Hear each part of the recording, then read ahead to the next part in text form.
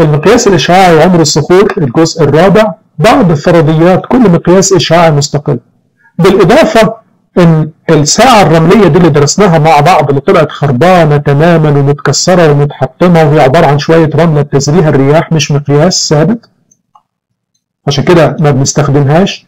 لكن كل مقياس لوحده ليه الكوارث، فيه ما فيه. فعلى سبيل المثال اتكلمت على الفرضيات العامة، ال10 فرضيات اللي وضحتها لحضراتكم اللي توضح المقياس ده ما يعتدش بيه. ولسه في اكتشافات أخرى أيضا كل شوية تثبت خطأه زيادة وزيادة. لكن عارف البعض هيقول لي يعني هل أنا بشكك في كلام العلماء المتخصصين؟ يعني هم مش عارفين الكلام اللي أنت بتقوله ده بيحطوه في حساباتهم؟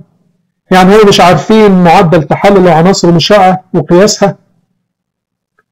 الإجابة كتير ما يعرفوش، لأن ده مش تخصصهم وما بحثوش في دقة المقياس الإشعاعي. احنا عرفنا تاريخ إنتاجه كان إزاي ويتغير إزاي لغاية ما في الآخر اتفقوا عليه. الناس حاليا بتستخدمه بشكل روتيني بدون التدقيق في تاريخه أو إزاي أو مبني على إيه. حاليا الناس بتستخدم المقياس الإشعاعي من المتخصصين في عمر الصخور، هم بيستخدموا برنامج كمبيوتر بيه المعادلات والأنصاف الأعمار والكلام ده كله. عمر النص محطوط اوريدي ومتغذي. هم كل اللي بيعملوه بيجيبوا الصخرة حاليا بيقيسوا العنصر المشع فيها قد ايه والعنصر النهائي قد ايه، يعني يورانيوم 238 قد ايه ورصاص 206 قد ايه، ويغذوا بيه الكمبيوتر يديهم عمر الصخرة. ذاتس ات. ما بيبحثوش وما بيدققوش في نقطة طب هو جه ازاي والكمبيوتر بيحسب الحسبة دي بناء على ايه. برنامج اتعمل خلاص خدوه.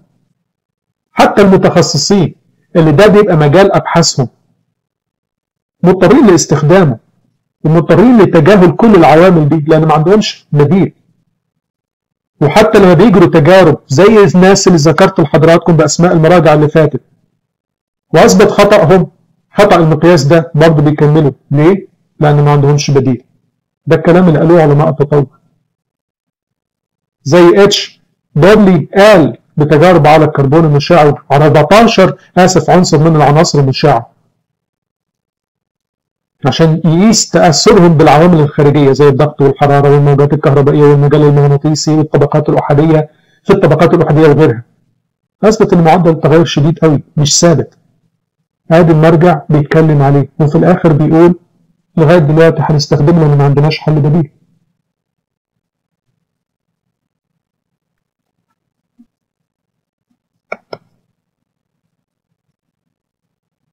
فبيستخدموها رغم كل المتغيرات ورغم ثبات المتغيرات ورغم كمية الكتب اللي بتتكلم على الأخطاء دي كلها والمتغيرات دي كلها.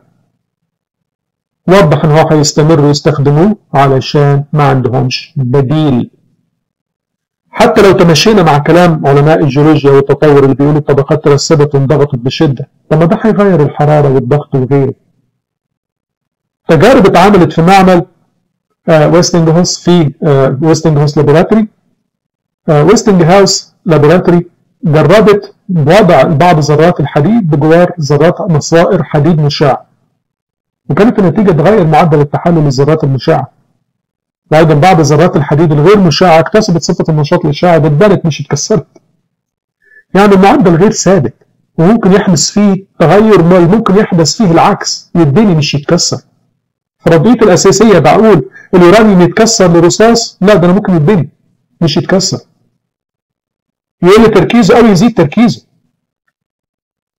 ورغم ذلك هيستمروا متمسكين بيه ويقولوا مقياس دقيق علمي ثابت رغم عدم وجود دليل على هذا الأمر. هيقول البعض مش عارفين احنا مثلا معدل تحلل البوتاسيوم 40 هو 1.4 مليار. ازاي بقى عمر الأرض 6000 سنة؟ الحقيقة العكس. عندنا أدلة ضخمة على عمر الأرض 6000 سنة اتكلمت عنها، يبقى الخطأ الوحيد هو 1.4 مليار المزعوم بتاع عمر البوتاسيوم أرجون. المهم نبتدي ندرس بعض المشاكل الخاصة لكل مقياس إشعاعي. مقياس زي مقياس يورانيوم رصاص والمشاكل بتاعته، بالإضافة لل10 فرضيات اللي فاتت مش هكررهم، تنطبق عليه أيضا بكل ما قلته، لكن أيضا يوجد مشاكل خاصة لهذا المقياس. 1. بيفترضوا في البداية زي ما قلت لحضراتكم يورانيوم 238 واللي هو بيكون تركيزه 100% ورصاص 206 بيفترض ان هو صفر. طبعا قلت لحضراتكم ما عندناش دليل هل المقياس ده صح ولا لا، وهشرح في ملف الهيلو في الجرانيت اثبات خطأ هذا الامر. وايضا اليورانيوم ثوريوم رصاص. لكن لقينا حاجة غريبة بالنسبة للناس اللي بتدرس هذا الموضوع كويس أو مش عارفاه. يوجد نظائر كتيرة للرصاص، منها 4 بيقول عليهم دول الثابتين: رصاص 204 و206 و207 و208. لكن الرصاص 204 ده مفترض ان هو لا نتيجة تحلل من عناصر مشعة ولا بيتغير لحاجة ولا بيجي من حاجة، يعني ثابت تماما، لا جاي من تحلل عناصر مشعة ولا بيتحول لحاجة تانية. كويس؟ اللي عايز يتأكد من كلامي يرجع لأي مرجع بيتكلم على الرصاص 204. لما بنجيب صخرة بقول هحددها بالمقياس العناصر المشعة اليورانيوم رصاص، اليورانيوم 238 يتحول لرصاص 206، بفترض ان اليورانيوم 100% ورصاص صفر. لما بقيسهم بلاقي معاهم رصاص 204. هوبا، ايه اللي جاب الرصاص 204 معايا في الموضوع ده؟ مش المفروض انا ابتديت برصاص صفر؟ ليه بلاقي لما احلل الصخور دي بلاقي فيها رصاص 204؟ وده مش جاي من مصدر مشع، يعني من البداية، ومش طرف في معادلة تحلل اليورانيوم ال 13 عنصر وسيط، ده مش طرف منه، ما تشترك فيه، بل بيلاقوه كمان بنسب مرتفعة. ده بيكذب ادعاء ان الرصاص بدأ بالصفر. بدأ بالصفر ازاي لما انا عندي بدائل الرصاص موجودة من البداية؟ لانها ما جاتنيش من حاجة ولا نتيجة حاجة تانية، دي قاعدة معايا من البداية. يبقى ليه بتدعي ان الرصاص 206 صفر وانا عندي رصاص 204 كتير؟ فالرصاص بنظائره موجود من البداية، مش منتج نهائي. ده بشهادات علماء الجيولوجيا انفسهم. مرجع قدام حضراتكم يشهد على هذا الامر للي مش مصدق. الكارثة الاكتر من كده اللي ما يعرفهاش البعض، علشان اقيس رصاص 204 ده بيحتاج قياسات خاصة جدا. اجهزة الرصاص بتاعة المعامل الحالية اللي بتحدد عمر الصخور ما بيفرقش ما بين رصاص 206 ورصاص 204. اوبا، يعني انا لو حللت يورانيوم لقيته 3/4 ورصاص الربع، وقلت يبقى ربع اليورانيوم اتحول لرصاص يبقى عمرها 2.2 مليار سنة، ده انا ما بحللش الرصاص 206، ده انا بحلل كمان معاه رصاص 204 اللي مش جاي من يورانيوم، والرصاص 204 اللي عرفت ان هو موجود من البداية. يبقى ده كارثة. لو كان عندي 1 من 1000 مايكرو جرام رصاص 206 نتيجة تحلل إشعاعي، وعندي 99,999 جرام رصاص 204 اللي هو مش جاي من مصدر إشعاعي، لما أقيس ويقول لي عمر الصخرة دي 4.4 بليون سنة، هو الحقيقة عمر الصخرة دي 1 على مليون من هذا العمر. هي عمرها 4.4 ألف سنة. لأن أنا ما حذفتش الرصاص 204، لأن أنا ما بعرفش أقيسه. المعامل العادية اللي هتبعت لها عمر الصخرة وتقول حددها لي بالمقياس الإشعاعي مش هتقيس لك كمية الرصاص 204 قد إيه، هتقيس الرصاص بس قد إيه. أنا عارف الكلام ده صعب شوية، معلش استحملوني، بس ده الكلام اللي شايفينه هنا إحنا دلوقتي صعب. ده الكلام اللي بيتكلموه الشباب اللي عند حضراتكم في مدارس الأحد خاصة الثانوي وجامعات، ده الكلام اللي بيحكوا فيه، ده الكلام اللي بيسمعوه. ربنا يبارك لكل الناس اللي بتسلم على التكست، اسم ربنا يبارك حضراتكم، وردة للجميع. اعتقد الناس هتفتكرني ان انا ببالغ. ابحثوا بنفسكم، افترضوا انا كذاب، ما تاخدوش كلمه من اللي انا بقولها، دوروا بنفسكم. احنا لغايه دلوقتي اتكلمنا على اختلاف الرصاص 206 عن 204. لو عرفنا ان الرصاص ليه 37 نظير هيبقى الحل ايه؟ من 178 لرصاص 215، وكلهم بيهم 82 بروتون. يعني أنا ادعيت إن الرصاص 206 صفر في البداية. طب وبقيت نظائر الرصاص؟ الرصاص اللي المفروض ليه 4 نظائر ثابتة 204 و206 و207 و208 بحسبهم ازاي؟ الموضوع كله فرضيات، البعض بيعتقد ان هي علما. بالفعل في اجزاء علمية، يعني دي قياساتهم لكمية اليورانيوم دي قياسات دقيقة. فرضياتهم اللي بيحطوا فيها هذه الارقام في المعادلة فرضيات غير دقيقة. مشكلة ثالثة في هذا المقياس، ما بيحسبوش قد ايه بيترشح اليورانيوم، رغم ان خروج اليورانيوم من الصخور اسهل من خروج الرصاص من العينة. يعني عندك اليورانيوم ممكن بكل سهولة يطلع من الصخر، ده يدمر مقياس اليورانيوم الرصاص. ايضا اللي كنا فاكرين طول عمرنا الرصاص منتج نهائي، ورصاص 206 ثابت لا يتغير، ورصاص 207 ثابت لا يتغير، طلع الكلام ده غلط. مالفين كوك في قياساته وابحاثه الجديده وضح ان الرصاص 207 اللي بياتي من يورانيوم 235 بس ده ممكن ينتج من رصاص 206. ازاي؟ رصاص 206 تصطاد نيوترون حر تتحول لرصاص 207. الله، يعني انا معتمد ان اليورانيوم 238 يتحول لرصاص 206 ويورانيوم 235 بيتحول لرصاص 207 والاثنين معزولين وواضحين. ده طلع الرصاص 206 بيتحول لرصاص 207، يعني لا ده دقيق ولا دقيق، الاثنين غلط. فيعني مقياس يورانيوم 238 او المقياس الثاني يورانيوم 235 الاثنين غلط. الاثنين لا يعتد بيهم لان المنتج النهائي بيتغير مش ثابت.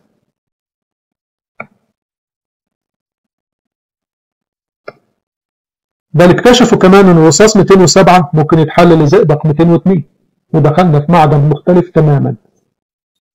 يعني انا بعتمد ان انا بقيس ومتاكد ان ده المنتج النهائي واحسبه في المعادله، واتاري الرصاص ده بيتحول لزئبق عن طريق اطلاق جسم الفا. يعني مقياس يورانيوم 235 والرصاص 207 ده خطا. ايضا الرصاص 207 بيتحلل ممكن للرصاص 204 اللي المفروض ما كانش بيتحلل، اللي كنا ده اللي فاكرينه زمان اللي بيسمى برصاص ديتنج او ليد ديتنج. بيتحلل بمعدل متغير. ادي الشكل البياني. طب ايه اشكاليه؟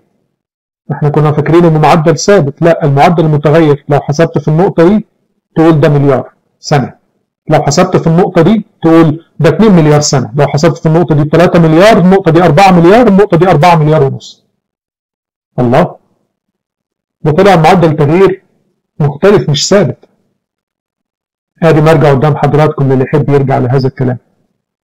بعد الرصاص 208 اللي المفترض بينتج من ثوريوم 232 وثابت، وجد ان هو بينتج ايضا من رصاص 207 بيصطاد نيوترون حر ويتحول رصاص 207 الى رصاص 208.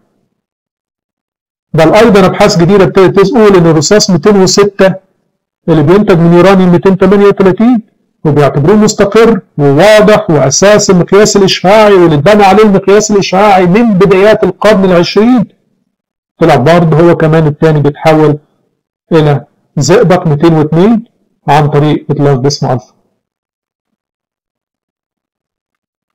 حتى الرصاص 204 اللي بيعتبر ثابت ولا ينتج من تحلل عناصر مشعه بيتحول لزئبق 200 عن طريق برضه اطلاق جسم الفا.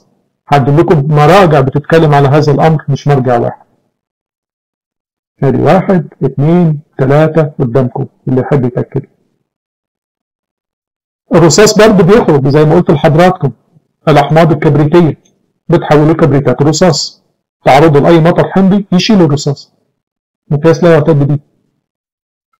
حتى لو تماشينا مع فرضيه التطور وبدانا الارض عباره عن كتله من المعادن المنصهره زي ما بيقولوا الملحدين في الادعاءات بتاعتهم، يقولوا الكتاب غلط وانتوا ايمانكم غلط.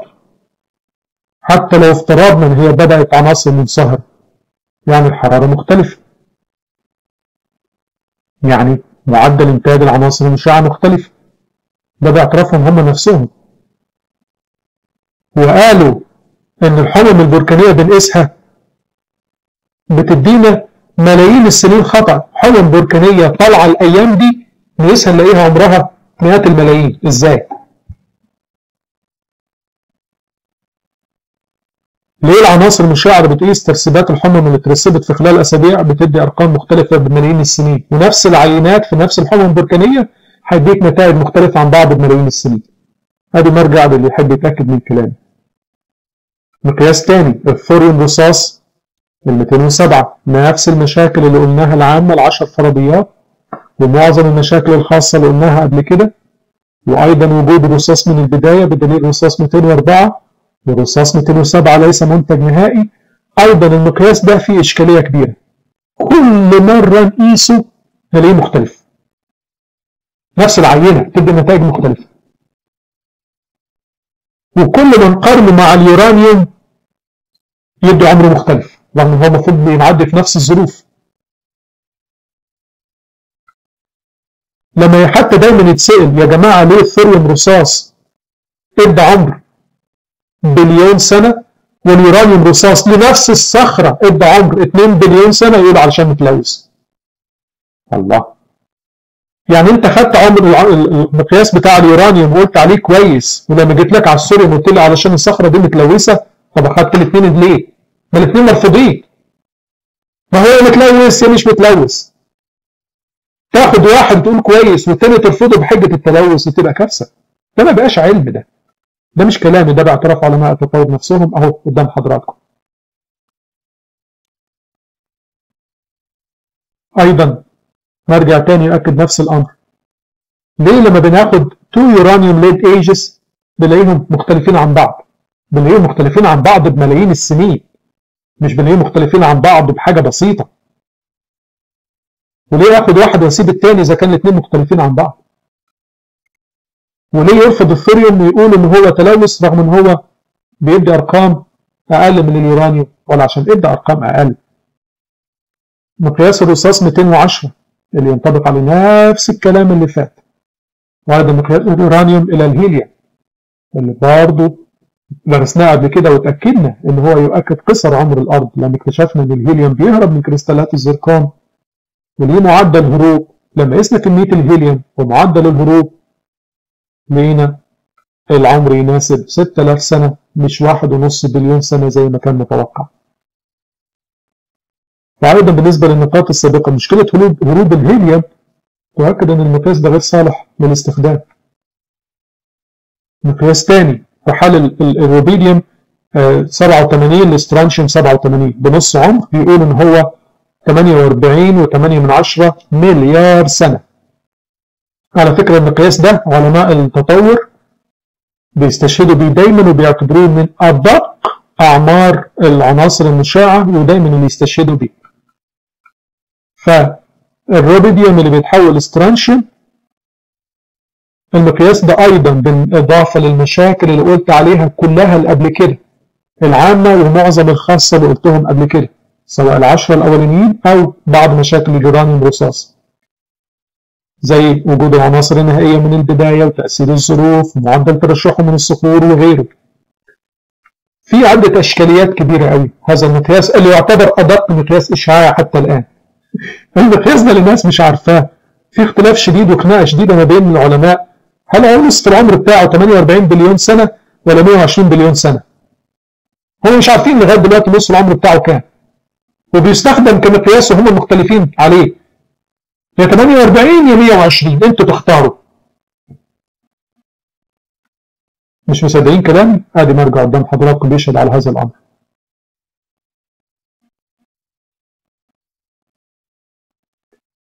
ايضا ما نقدرش نفرق ما بين الاسترانشيوم 87 والاسترانشيوم 86، ما بنعرفش نقيسه. انا ممكن يكون عندي استرانشيوم 86 من البدايه، ده يخلي المقياس ده ما يتصدقش. ادي مرجع قدامكم ياكد هذا الامر. تخيل انت بتحلل صخره بتقول فيها 90% روبيديوم و10 استرانشيوم دلوقتي، ده قسته وده دقيق لان انت قسته دلوقتي، فتقول ان عمرها 4 بليون سنه لان ادوبك عشر بس روبيديوم اتحول لاسترانشيوم، لكن انت اصلا ما عرفتش تفرق ما بين استرانشيوم 87 واسترانشيوم 86. قد يكون ال 10% دي معظمها استرانشيوم 86 مش نتيجة تحلل روديديوم.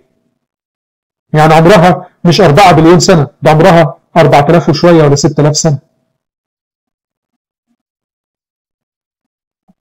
عامل ثالث في هذا المقياس الحرارة. الحرارة ده بيتأثر بحرارة أقل، يعني لو وصلت 650 مئوية يدمر المقياس ده تماما.